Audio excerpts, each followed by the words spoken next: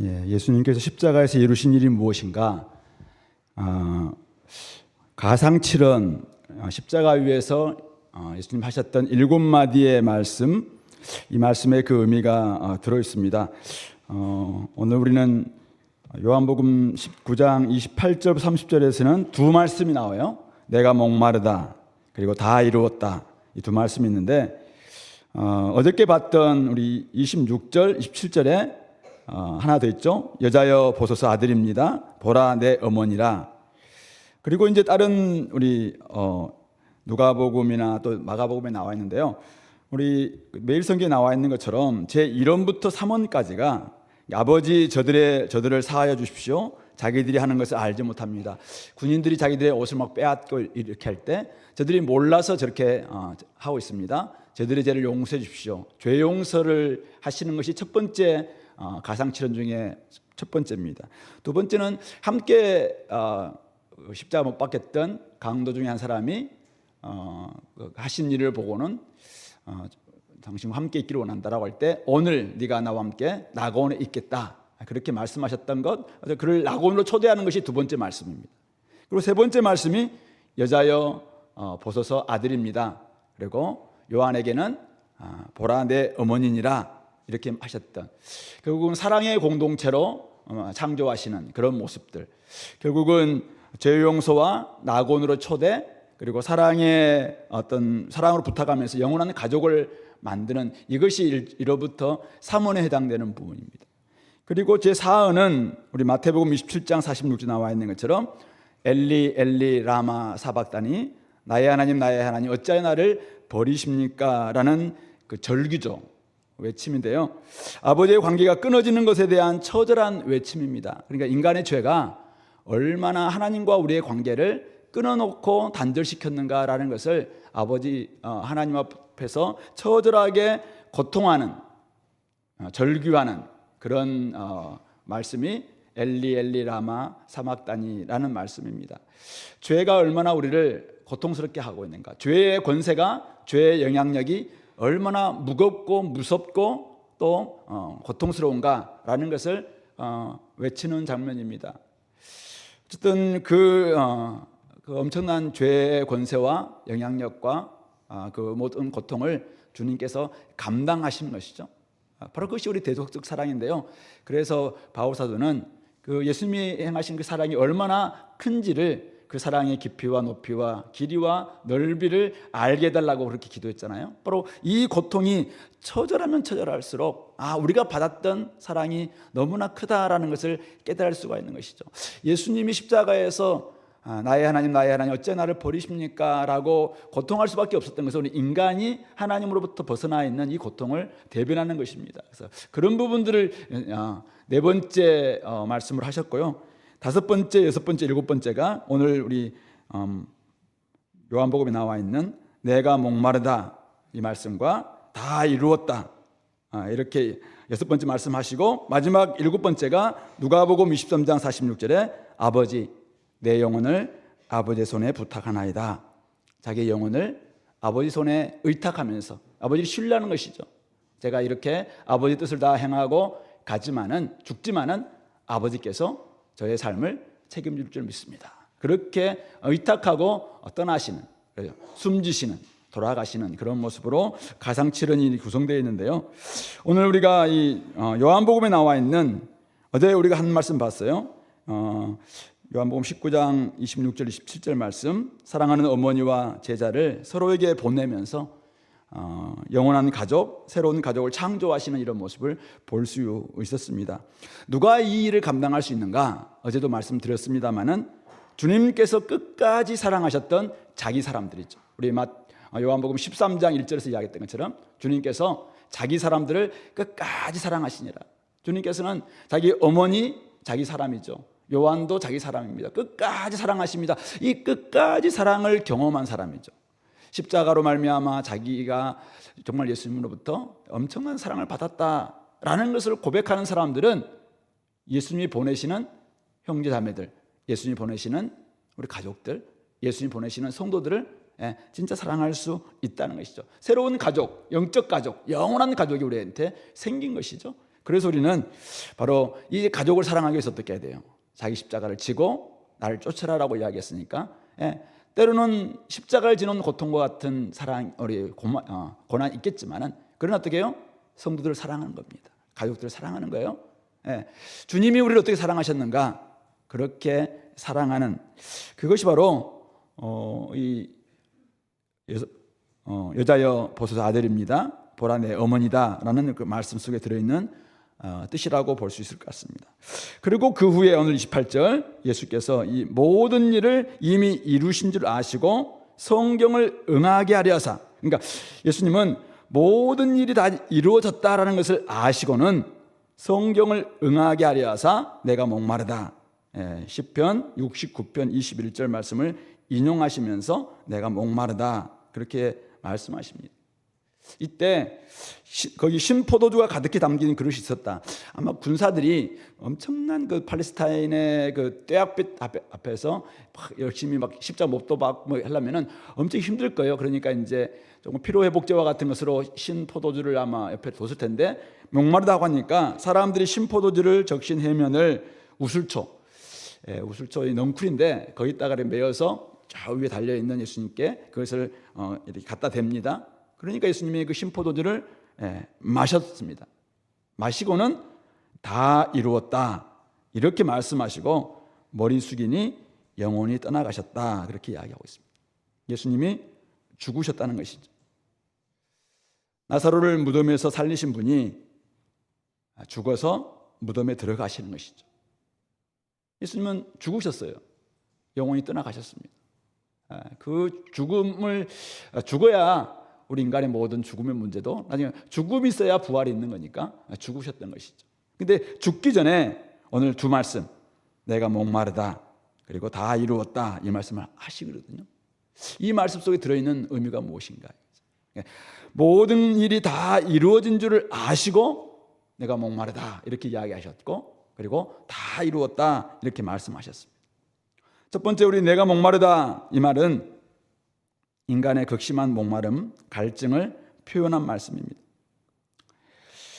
예수님이 십자가에서 이루신 것은 우리의 죄 문제입니다. 그런데 이 죄로 말미암아 인간에게 있는 것이 갈증이죠. 목마름입니다.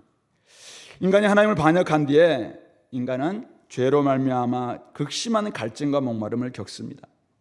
하나님 형상으로 지음받은 인간이 하나님을 떠났기 때문에, 생명의 근원이신 하나님을 떠났기 때문에 목마를 수밖에 없어요.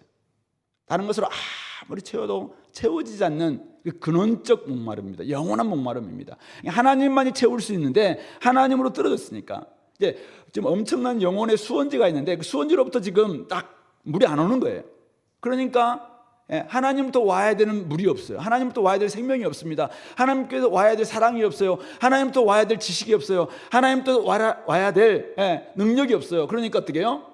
목마를 수밖에 없다는 것입니다. 다른 무엇으로 채울 수 없는, 하나님만으로 채울 수 있는 목마름, 바로 관계 단절에서 오는, 하나님과의 관계 단절에서 오는 근원적이자 영원한 목마름입니다. 사람들은 이 목마름을 채우기 위해서 숱하게 노력하죠.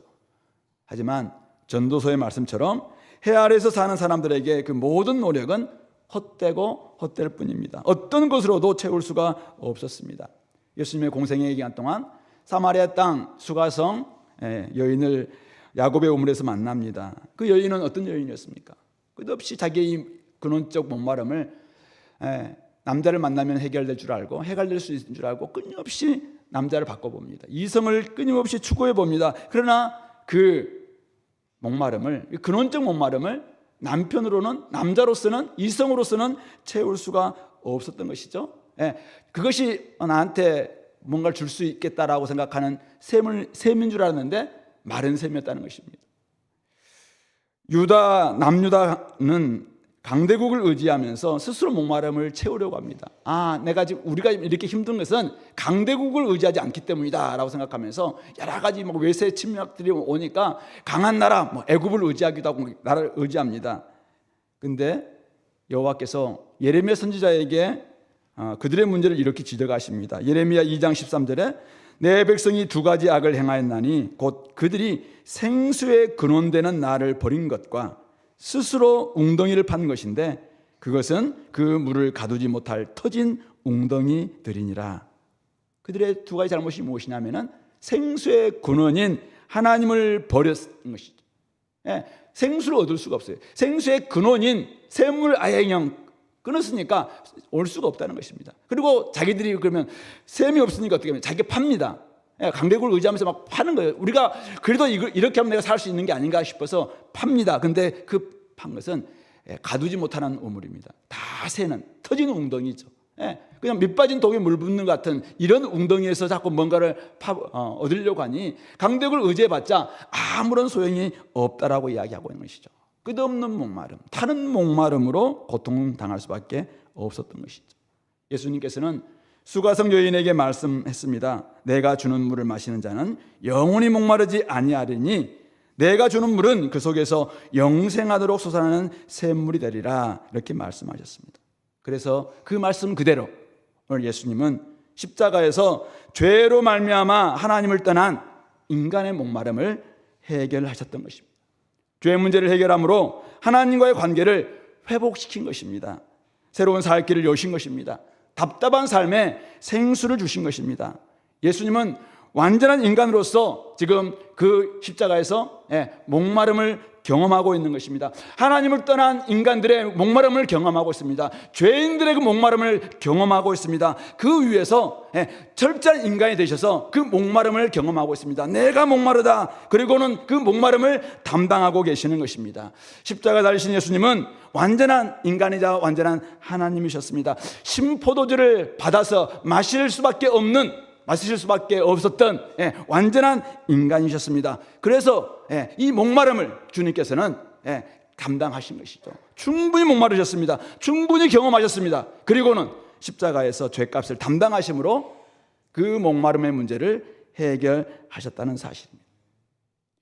한 군인이 창으로 옆구리를 찌를 때 34절에 보시면은 이제 마지막 죽음을 이제는 최후로 확인하는 작업이 옆구리에 창으로 찌르자는데 그때 피와 물이 나오더라 이렇게 이야기하고 있습니다. 이것을 본 자 바로 요한의 증거입니다. 이것은 사실이고 믿게 하려고 증언한다라고 35절에서는 이야기하고 있습니다. 그는 완전히 죽으심으로 말미암아 피와 물을 다 쏟으셨습니다. 자, 그런데 이 피와 물이 무엇인가? 바로 그것을 우리에게 보여주는 것은 무엇입니까?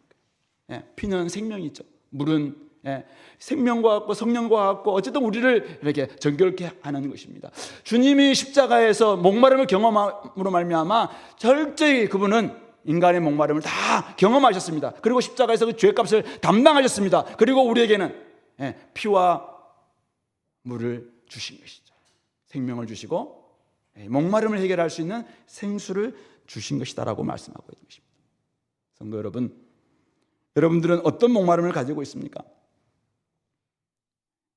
많은 사람들은 이 생수의 근원을 버렸기 때문에 찾아오는 근원적인 목마름, 영원한 목마름을 가지고 있습니다. 성도님들은 아마 아직도 이런 근원적이고 영원한 목마름을 가지고 있다면 저는 안 된다고 생각해요. 그러나 어쨌든 많은 사람들은 생수의 근원이신 하나님을 버린 결과 근원적이고 영원한 목마름을 가지고 있습니다. 어떤 사람들은 이런 목마름 속에서 사마리아인처럼 또 유다 나라처럼 스스로 터진 웅덩이를 열심히 파봅니다. 돈이 나의 목마름을 해결할 줄 알고 해보기도 하고 이성을 찾아보기도 하고 쾌락을 찾아보기도 하고 수고해보기도 하고 많은 성공을 만들어 보기도 하고 해봅니다. 그렇지만은 그 근원적이고 영원한 목마름은 해결될 수가 없다는 것입니다. 만약 거기서 오는 목마름이라면은 혹시 우리 성도님들 가운데서 내가 교회를 다녔음에도 불구하고 아직도 내가 이 생수의 근원이신 하나님을 만나지 못함으로 말미암아 갖는 목마름이라면 이 근원적인 생수의 근원 되시는 하나님을 만나야 합니다. 영원한 샘물 되신 예수님을 만나야 합니다. 하나님과의 관계 회복 없이는 하나님과의 관계에 완전한 복원 없이는 근원적인 목마름은 해결할 수 없기 때문에 그렇습니다. 그러므로 혹시 내가 교회를 다님에도 불구하고 아직도 내가 목마르고 있다. 아직도 내가 좀 너무 뭔가 갈급하고 있다. 그렇다면 혹시 내가 주님을 못 만난 것은 아닌가? 생수의 근원이신 예수님을 지금 내가 외면하고 있는 것은 아닌가, 이런 것들 한번 점검해 봤으면 좋겠습니다.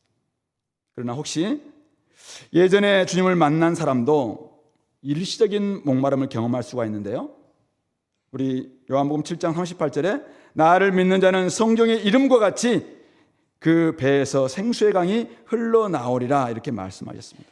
요한은 바로 그 구절 밑에 이렇게 적고 있습니다. 이는 그를 믿는 자들이 받을 성령을 가리키신 말씀이라, 그렇게 이야기하면서 이 말씀을 적은 이유가 그때까지는 성령을 받기 전이었기 때문이라고 그렇게 이야기를 하고 있습니다.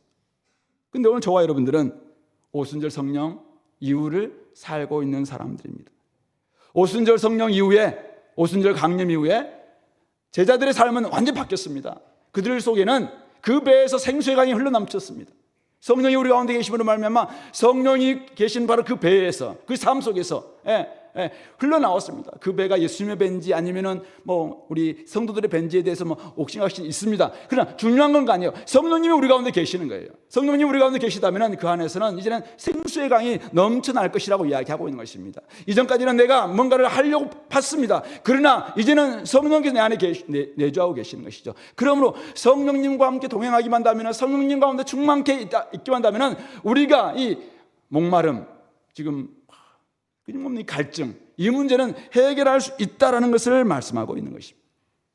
구원의 은혜를 받았음에도 불구하고 여전히 어떤 사람들은 목마를 수 있습니다. 그 배에서 생수의 강이 흘러나오지 않기 때문에 그렇습니다. 주님의 영으로 충만하지 않기 때문에 목마름을 경험합니다. 주님이 우리 안에 내주하십니다. 성령으로 함께하고 계십니다. 그분이 역사하실 수 있도록 성령으로 충만해야 합니다. 그럴 때 생수의 강이 넘쳐나게 됩니다. 성도 여러분, 여러분들 삶 가운데 내가 좀 생명이 충만하다, 이걸 경험합니까? 내가 진짜 기쁨이 충만하다, 평안하다, 내가 아까 우리 장로님 기도했지만 감사가 넘쳐나야 되는데 내가 좀 감사하다, 이런 고백들이 진짜 내 속에서 나오고 있느냐 이거지. 나오지 않고 있다면은 내 속에 생수의 강이 지금 넘쳐나지 않기 때문에 그렇습니다. 성령님이 내 안에 계심으로 말미암아 끊임없이 나를 용서치게 만드는 샘물을 끊임없이 이렇게 공급함으로 내 삶이 좀 달라져야 되는데, 아직도 성령님이 계신데도 불구하고 내가 성령 없는 사람처럼 살기 때문에 혹시 목마른 것은 아닌가 한번 돌아보자는 것입니다. 그러므로 생수의 강이 넘쳐날 수 있도록 성령 안에서 기도하시기 바랍니다. 갈라디아서에 보면은 우리가 성령으로 살면 또한 성령으로 행할지니 헛된 영광을 구하여 서로 노엽게 하거나 서로 투기하지 말지니라. 그렇습니다. 성령으로 살면은 성령과 함께 스텝을 맞춥니다. 성령과 함께 보폭을 맞춥니다. 성령과 함께 그냥 춤을 추는 것이죠. 그러므로 성령께서 가라는 대로 따라가는 것입니다. 성령님이 하지 말라면 안 하는 거예요. 근데 우리는 어떻게 합니까? 성령님은 내 안에 계시는데 끊임없이 말씀하시는데도 불구하고 그 스텝을 못 맞추는 거죠. 그러니까 헛된 영광을 구하고 서로 투기하고 다투고 갈등하고 이런 삶을 살게 된다는 것이죠. 그러니까 생수가 없는 것처럼 인생의 갈급함이 계속 나타난다는 것입니다. 성도 여러분, 혹시 이런 문제로 인해서 내가 요즘 너무 헛된 영광을 구하고 있거나 육체의 열매, 현재한 열매가 하나님 나라의 유업을 받지 못하는 육체의 열매를 맺기 위해서는 계속 바쁜데 내 안에 계신 성령님 잠재워 놓고 충만하게 역사를 하지 않는 거예요. 성령님과 묻지도 않습니다. 성령님 이렇게 하자라고 하는데도 불구하고 그런 부분이 없어요. 그러니까 어떻게 해요? 목마를 수밖에 없다는 것입니다. 목마를 수밖에 없고 그냥 갈증 남는 것이죠. 성령의 열매는 보이지 않고 육체의 열매만 가득해서 세상이 그냥 추구하고 있는, 맨날 그거 추구하려고 뒤따라가는 거죠. 앞에도 못 가는 거예요. 이 사람들 성령 없는 사람들이니까 쭉쭉 나아가는데 우리는 끊임없이 왔다 갔다 하면서 맨날 뒷공문이 따라가는 것이죠. 그러니까 여기도 제대로 안 세워, 그리고 이 길도 아닌 것 같고, 이런 삶을 사는 모습들이 뭐가 재미있겠냐예요. 과감하게 딱 포기하고 과감하게 딱 단절하고 이제는 성령님의 스텝을 맞추는 것이죠. 성령님과 함께 사는 것입니다. 그렇게 하면은 내 삶이 풍성한 생명이 넘치는 그런 삶이 될 줄로 믿습니다. 주님께서 이미 목마르다, 다 그것을 경험하셨고 목마름을 해결하셨습니다. 그러므로 오늘 예수님을 통해서 이 목마름의 문제를 온전히 해결받는 우리 성도님들 될 수 있기를 소망합니다. 두 번째는 다 이루었다.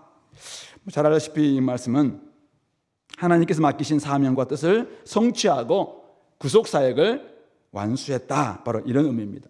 그리고 그 말씀을 하시고는 머리 숙이고 아버지 손에 영혼을 의탁하시고 떠나가셨습니다.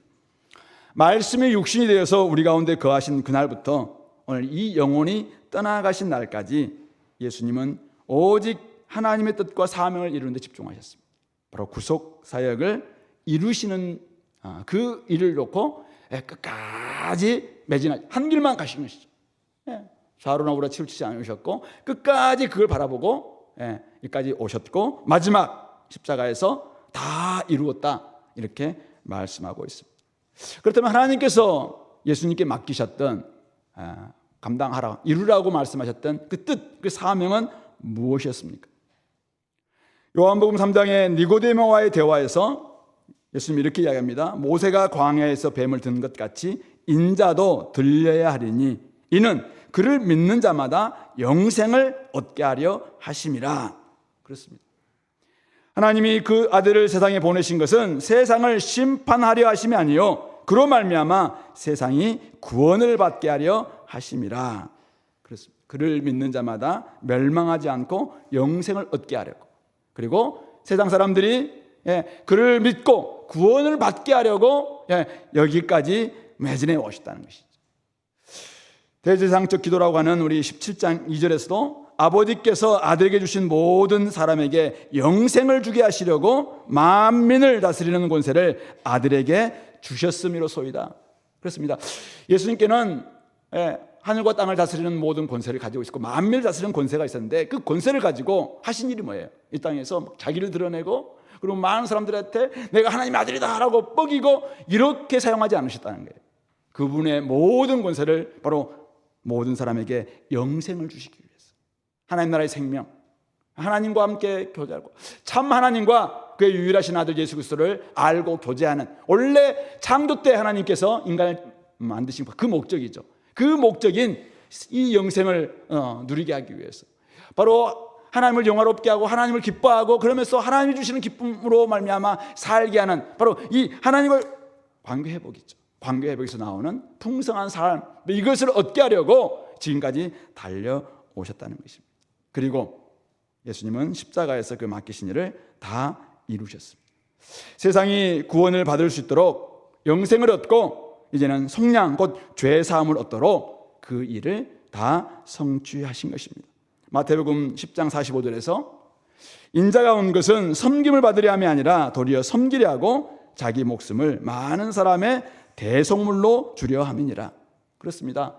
많은 사람들에게 영생을 줄 수 있는 길은 무엇입니까? 많은 사람들에게 구원을 줄 수 있는 오직 한 길이 있는데 그것은 예수님이 칼로 다스리는 게 아니었어요.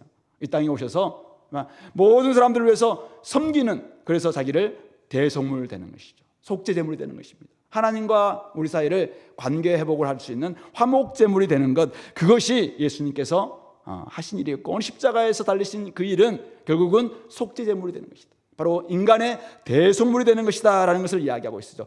그러므로 대속물이 됨으로 말미암아 그 결과는 뭐예요? 우리가 속죄를 받습니다. 속함을 받게 되었어요. 그러니까 우리 죄 문제가 예수님이 철저하게 죄의 값을, 죄책을 다 짊어지신 거잖아요.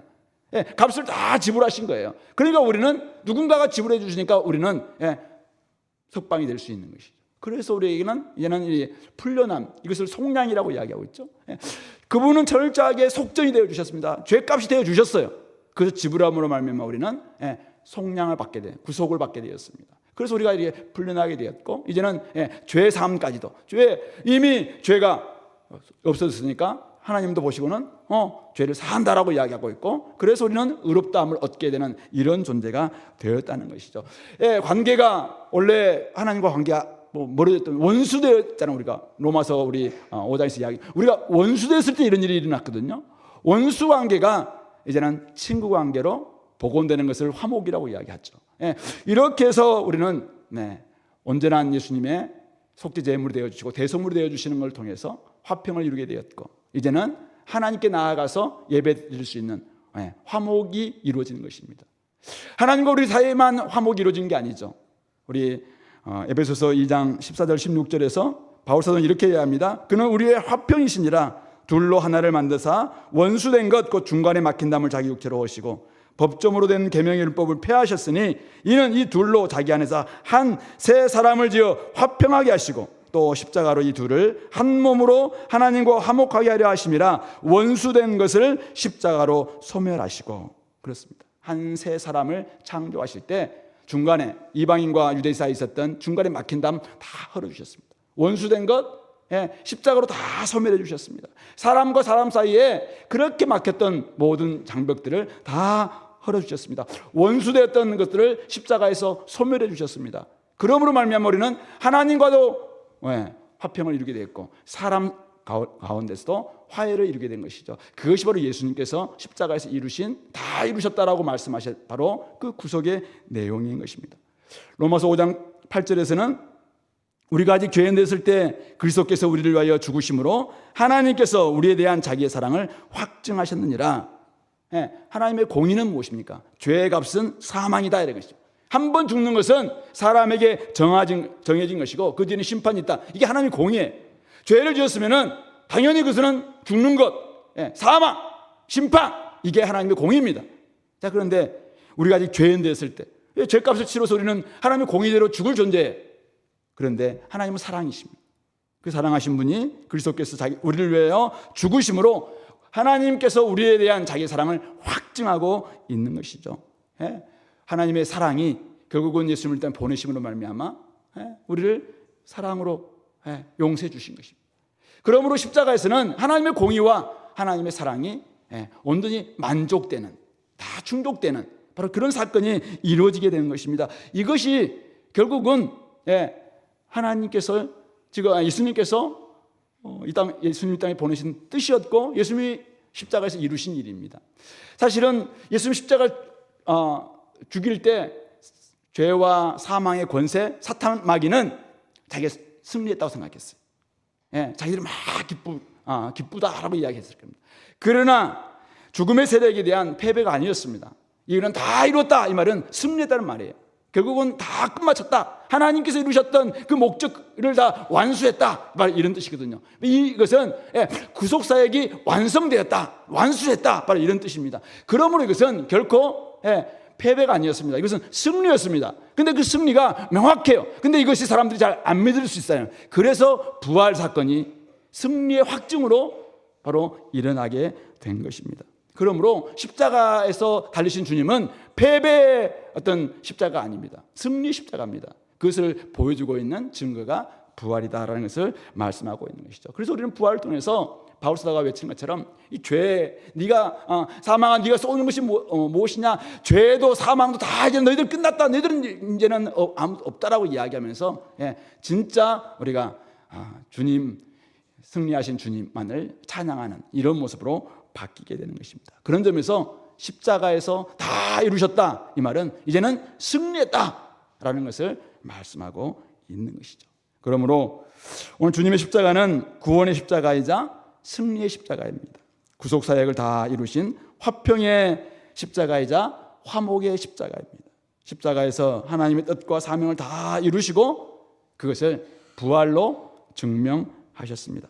그러므로 오늘 저와 여러분들, 이미 우리는 부활 이후를 살아가고 있는 저와 여러분들은 오늘 주님의 성취, 주님의 승리, 주님이 이루신 그 구속, 주님이 이루신 모든 화평과 화해와 화목과 이 모든 것들을 다 우리는 얻어서, 은혜를 얻어서 살아가는 사람들입니다. 그래서 우리는 이 땅에 살아갈 때 주님의 십자가를 바라볼 때마다 처음에는 패배처럼 보여요. 그게 되게 미련한 것처럼 보이기도 하고, 야, 예수님이 저것이 무슨 힘이 있을까라고 생각하고 무능력처럼 보입니다. 근데 예수님이 십자가에서 이루신 일들을 하나하나 묵상할수록 다 이루셨다라고 하는 것을 우리가 생각하면 생각할수록 우리에게는 얼마나 힘이 나는지 몰라요. 부활을 생각해도 우리는 진짜 막 찬양할 수 있는데 십자가를 더 묵상해 보시면은 십자가 안에 진짜 내가 담당해야 될 그 죄값이 다 있는 것이고, 나는 죄로 말미암아 죄가 얼마나 더럽습니까? 죄가 얼마나 무겁습니까? 죄가 얼마나 끈질깁니까? 근데 예수님께서 십자가의 지심으로 말미암아 내 죄 문제가 다 해결됐다고 이야기하고 있는 것이죠. 그런 점에서 우리는 십자가를 바라보면서 다시 한번 소망이 생기는 것입니다. 이 땅에서 주님이 이루신 성취를 믿고 우리는 구원을 얻었습니다. 영생을 얻었습니다. 죄에서 벗어나 참 자유를 누리게 되었습니다. 무엇보다도 하나님의 자녀로서 하나님께 나아가서 예배하고 교제하는 특권을 얻게 되었습니다. 그래서 우리는 십자가에 달리신 그리스도를 제대로 믿는다면 우리는 어떤 사람으로 삽니까? 우리에게 정죄함이 없다라는 사실을 알게 돼요. 근데 그걸로 끝나는 것이 아니라 우리에게 강한 좋은 특권이 뭐예요? 마음껏 하나님께 나아가서 예배할 수 있어요. 마음껏 하는 거 교제할 수 있습니다. 어디에서든지 마음을 하는 찬양할 수 있는 이런 특권이 생긴 것이라니까요. 이 특권을 사용할 수 있어야 되겠죠.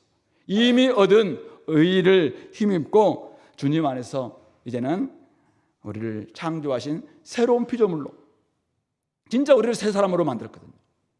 하나님과 화목이 됐고 사람들과도 화해가 된 진짜 새로운 한 새 사람. 공동체도 마찬가지고.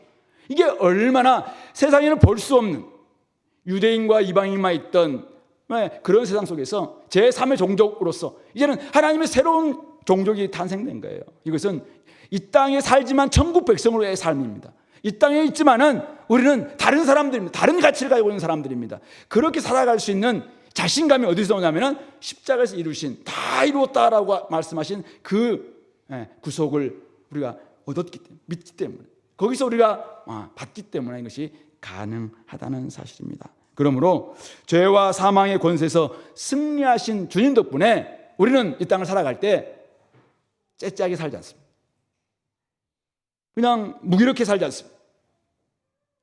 그냥 힘이 없이 돈이 없기 때문에 때로는 막 힘도 없는 것 같고 빽이 없어서 때로는 막 힘들어 보이기도 하고 나한테는 뭐 배운 것도 별로 없어서 자신감도 없고 이런 모습은 잠깐 그렇게 할 수 있어요. 보니까 다 막 돈 많이 가지고 있는데 내 돈 좀 없으면은 자신감 없어요.